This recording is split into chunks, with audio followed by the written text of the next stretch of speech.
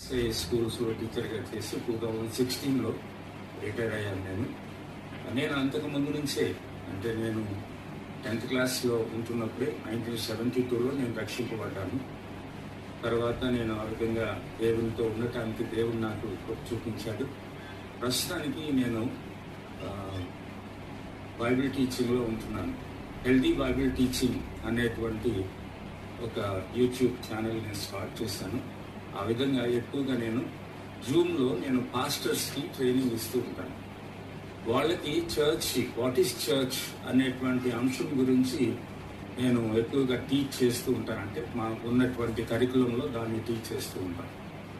So దాన్ని బట్టి church మీద ఉన్నటువంటి అవగాహన బట్టి కొంత మేము డిస్కస్ చేయడం జరిగింది.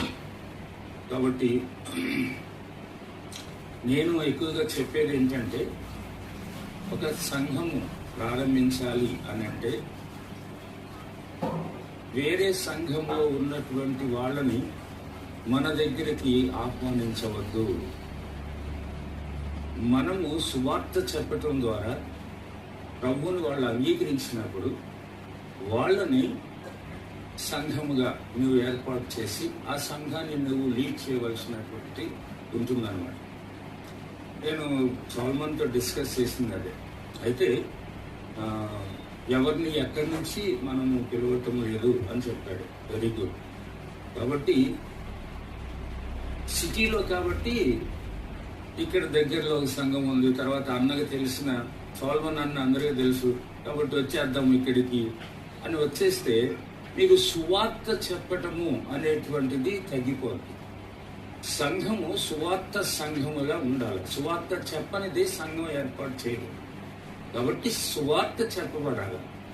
తన ద్వారా వేరే ప్రాంతాలకు వెళ్ళి సువార్త చెప్పడం ద్వారా, లేదా ఇప్పుడు తను ఎక్కువగా అంటే మెడికల్ పీపుల్ మధ్య ఈఎంఎఫ్ఐ ద్వారా పనిచేస్తూ ఉంటున్నాడు. కాబట్టి ఈఎంఎఫ్ఐలో సువార్త చెప్పడం ద్వారా, తను ఇప్పుడు సువార్త చెప్పడం ద్వారా రక్షింపబడినటువంటి వారిని, మెడికల్ పీపుల్ని ప్రత్యేకంగా ఇక్కడికి తీసుకొని వచ్చి వాళ్ళని దేవునిలో కట్టటము అనేటువంటిది, అనగా సంఘము ఏర్పాటు చేయటం అనేటువంటిది జరగవలసి ఉంటున్నదని.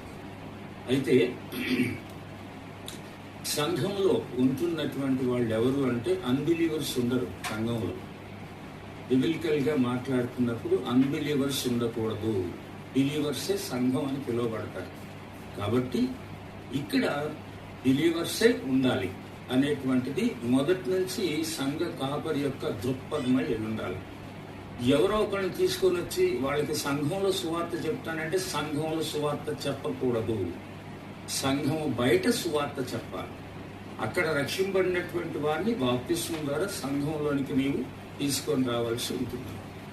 అంటే ఇవి చాలా మెయిన్, అంటే ప్రాముఖ్యమైనటువంటి విషయాలు బైబిల్లో మనం చూస్తూ ఉంటున్నటువంటి ఈ విషయాలు సంఘం ఎవరు నడిపిస్తున్నా కానీ వాళ్ళు అర్థం చేసుకోవాలి. ఒకవేళ ఇలా కాకుండా మా పంథాలో మేము నడిపిస్తాం సంఘాన్ని అంటే అది తర్వాత అటు ఇటు స్ప్లిట్ అయిపోవటానికి ఆస్కారం ఉంటుంది. తర్వాత ఎవరికి వాళ్ళే బాసులు అయిపోతారని.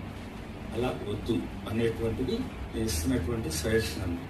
కాబట్టి ఎవరైనా కానీ విశ్వాసులు మాత్రమే సంఘంలో ఉండాలి అనే దృక్పథంతో పనిచేయండి. అప్పుడు సంఘ క్షేమాభివృద్ధి కొరకు విశ్వాసుల్ని కట్టడంలో డిసైపులింగ్, ఆ తర్వాత ప్రభు కొరకు వాళ్ళు నిలబడేటువంటి వారుగా సాక్షులుగా ఉండేటట్టు తీర్చిదిద్దటానికి వీలవుతుందన్నమాట. అదే సమయంలో చివరిగా ఏంటంటే, ఒక సంఘము ఎందుకు ఏర్పాటు చేయబడుతుందంటే సువార్త ప్రకటించబడని ప్రాంతాలకు సువార్తికులను లేదా మిషనరీస్ని పంపే సంఘంగా ఉండాలి. సువార్త ప్రకటించబడని ప్రాంతాలకు, అది మీ హైదరాబాద్ అయి ఉండొచ్చు, మీ పక్కన ఉన్నటువంటి ఏ రాష్ట్రమైనా అయి ఉండొచ్చు. సువార్త ప్రకటించబడని ప్రాంతాలకు సువార్త ప్రకటించే వారిని పంపండి. అనగా మిషనరీస్ని తయారు చేసే సంఘముగా ఉండాలి. ఇక్కడ చాలా చక్కగా నేను ఎదిగాను అని అంటే నీ ఎదుగుదల మిషనరీ పరిచర్యలో కనపడుతుంది అన్నమాట. ఇప్పుడు వాళ్ళ యొక్క చెల్లి ఎస్తేర్, వాళ్ళ హస్బెండ్ తెలుసు నీకు, స్టార్లిన్, వాళ్ళిద్దరు అస్సాంలో మిషనరీ డాక్టర్స్గా వెళ్ళారు. వాళ్ళు ఇక్కడ సంపాదించుకోవచ్చు, కానీ దేవుడు వారిని పిలిచిన విధానాన్ని బట్టి వెళ్ళారన్నమాట. అనగా మెచ్యూరిటీ అనేటువంటిది ఎక్కడ తెలియజేయబడుద్ది అని అంటే ఆత్మీయంగా పరిపక్వతలోనికి వస్తూ ఉంటున్నప్పుడు. నేను చాలా ఎదిగాను దేవునిలో, లేదా నా సంఘము చాలా ఎదిగింది దేవునిలో అంటే సాక్షులుగా నిలబడినటువంటి విధానాన్ని బట్టి చెప్పాలి. అంతేకాని ఆర్థికంగా ఎదిగామని, లేకపోతే ఇంకేదో వస్తు రూపంలో ఎదిగిపోయామని అది కాదు ప్రాముఖ్యమైనది. ఆత్మీయంగా నీ జీవితం ఎదిగిందని అంటే ఆయన కొరకు సాక్షిగా జీవించడం. నువ్వు ఉద్యోగం చేస్తూనే నువ్వు ఆయన కొరకు సాక్షిగా జీవిస్తూ ఉంటున్నావా లేదా, అది ప్రాముఖ్యమైనది. అందుకనే ఉద్యోగం చేస్తూ ఈ సంఘాన్ని నడిపిస్తున్నాడు అని అంటే అది దేవుడు ఆయనకి ఇచ్చినటువంటి దర్శనాన్ని బట్టి మాట్లాడుతూ ఉంటున్నాడు. కాబట్టి ఎక్కడైనా సరే మీ యొక్క సంఘం నుండి మీరు మిషనరీస్ని పంపించేటువంటి సంఘముగా ఉండాలి అనేటువంటిది నా యొక్క ప్రాముఖ్యమైనటువంటి కోరిక అన్నమాట. ఎందుకంటే నేను EU మినిస్ట్రీలో చాలా కాలం ఉన్నాను. వాళ్ళకి ఎక్కువగా నేను మిషనరీస్ గురించి, మిషనరీ పరిచర్య గురించి, మిషన్స్ ట్రైనింగ్ ఇచ్చినటువంటి వాడిని. కాబట్టి నా యొక్క మైండ్ అంతా కూడా ఒక సంఘం నుంచి మిషనరీస్ను పంపాలనే మైండ్తోనే మాట్లాడుతుంటాను.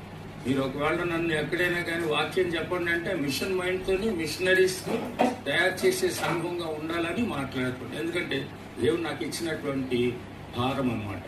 కాబట్టి దేవుని బిడ్డలారా, ఈ సంఘము రాబోయేటువంటి దినాల్లో ఒక మంచి మిషనరీ సంఘంగా ఉండాలి. పంపించు, లేకపోతే ప్రార్థించు, లేకపోతే సహాయం చెయ్యి. ఈ విధానంలో ఈ సంఘం ఉండాలనేది నేను మా అల్లుడికి, మా డాక్టర్కి నేను చెప్తున్నట్టు. Okay, thank you so much. ఆ విధంగా దేవుడు వారిని ఆశీర్వదించాలని నేను కోరుకుంటూ ప్రార్థన చేస్తూ